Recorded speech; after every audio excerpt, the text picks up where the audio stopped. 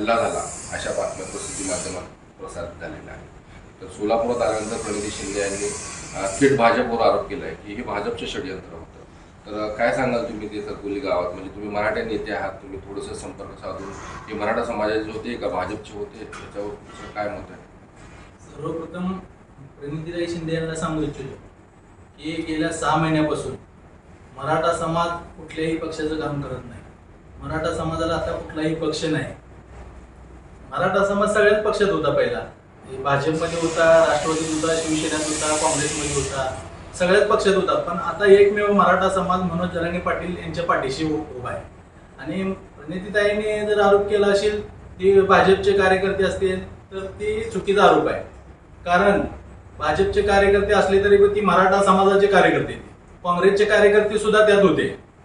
जी घोषणाबाजी करण्यासाठी काँग्रेसचे सुद्धा कार्यकर्ते होते, पण ती मराठा समाज म्हणून आंदोलन करत होते। त्याला वेगळं वळण देण्याचं काम प्रणितीताईंनी करू नये, आणि तसे करत असतील त्यांनी तर मराठा समाजाच्या रोषाला त्यांना समोर जावं लागेल। म्हणजे हे मराठा समाजानेच केलेलं असं तुमचं म्हणणं आहे का? मराठा समाजाने प्रत्येक गावात केले, ते एकाच गावात आंदोलन केलेलं नाही। प्रत्येक गावात मराठा समाजाने त्यांना अडवलेल्या, त्यांच्या विरोधात घोषणा दिलेल्या त्यांना सुद्धा माहिती आहे। पण काय ठराविक गावात गेल्यानंतर ते भाजपचे कार्यकर्ते होते, ते काँग्रेसचे कार्यकर्ते, शिवसेनेचे होते किंवा शिंदे गटाचे होते, आम्हाला त्याच्याशी काय देणं घेणं नाही। आम्ही फक्त मराठा समाज मान्य मनोज जरांगे पाटील यांच्या पाठीशी ठामपणे उभा आहे, आणि ती मराठा आरक्षण मिळेपर्यंत त्यांच्या पाठीशी तेवढ्याच ताकदीने उभा आहे। आजपर्यंत मराठा समाज हा एक शिस्तप्रिय आंदोलन करत होता, किंवा एक उदाहरण म्हणून मराठा समाजाकडे ह्या आंदोलकांकडे पाहिलं जात होतं। परंतु कालच्या घटनेमुळं कुठेतरी मराठा समाजावर म्हणजे बोट दाखवण्यासाठी असं कायदा व सुव्यवस्थेचा प्रश्न निर्माण झाला। कारण प्रणिती शिंदे काँग्रेसचे आमदार देखील आहेत, एक महिला आमदारावर असं हे करणं, आणि म्हणजे काल त्यांनी त्यांच्याशी जी शाब्दिक चकमक उडाली तिथं काल, त्या कुठेतरी एक मराठा समाजावरती कायदा व सुव्यवस्था निर्माण केलंय असं बोट उचललं जात आहे। मराठा समाजाला डाग लावण्याचं काम काल प्रणिती शिंदे यांनी काल केलेलं आहे।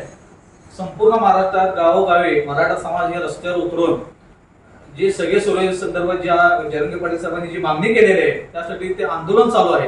काल जे सरकुलीमध्ये जी घटना घडलेली आहे, त्यांच्या गाडीवर कोण दगडफेक केलं नाही किंवा असं त्यांना महिला असल्यामुळे त्यांना का चुकीचं वक्तव्य सुद्धा समाज बांधवांनी केले, फक्त गाड्या अडवले होते। ते का भाजपचे किंवा दुसऱ्या कुठल्या पक्षाचे कार्यकर्ते होते, ते मराठा समाजात चळवळीत काम करणारे ते लोक होते।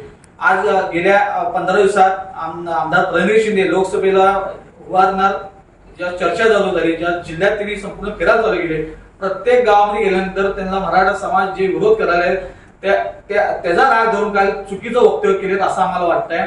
आणि गेल्या 40 वर्षापासून या महाराष्ट्रामध्ये मराठा समाज आंदोलन करत आहे। 1981 साली अण्णासाहेब पाटलांनी मराठा आरक्षणासाठी बलिदान दिलं। आजच्या दिवशी 22 मार्च 1981 साली अण्णासाहेब पाटलांनी लाखो समाजाचा मोर्चा विधान भवनावर नेला होता, आणि त्यांनी म्हणले होते उद्या सकाळी सूर्य उजवण्याच्या आज जर मराठा समाजाला आरक्षण दिलं नाही तर हा अण्णासाहेब सूर्य बघणार नाही।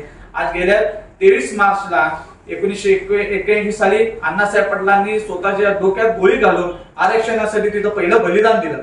आज तुम्ही गेल्या 6 महिन्यात बघितलं 28 समाज बांधवांनी तिथं आरक्षणासाठी आंदोलन केले। गेल्या 5 ते 7 वर्षांमध्ये 18 मूक मोर्चे काढण्यात आले। 50च्या वर गेल्या 5-6 वर्षात समाज बांधवांनी आत्महत्या केलेल्या आहेत। आज एवढं मोठं आंदोलन चालू असताना आमदार प्रणिती शिंदे हे 3 टर्म मध्यमधून आमदार राहिलेले आहेत। समाजावर एक चुकीचा डाग लावण्याचा त्यांचा प्रयत्न आहे। मी त्यांचं वक्तव्य मराठा क्रांती मोर्चाच्या वतीने निषेध नोंदवतो। आमदार प्रणिती शिंदेने की ते भाजपचे कार्यकर्ते आहेत असं तुम्ही एकही माणूस दाखवा, नशीब तर मराठा समाजाची आपण जाहीर माफी मागावी।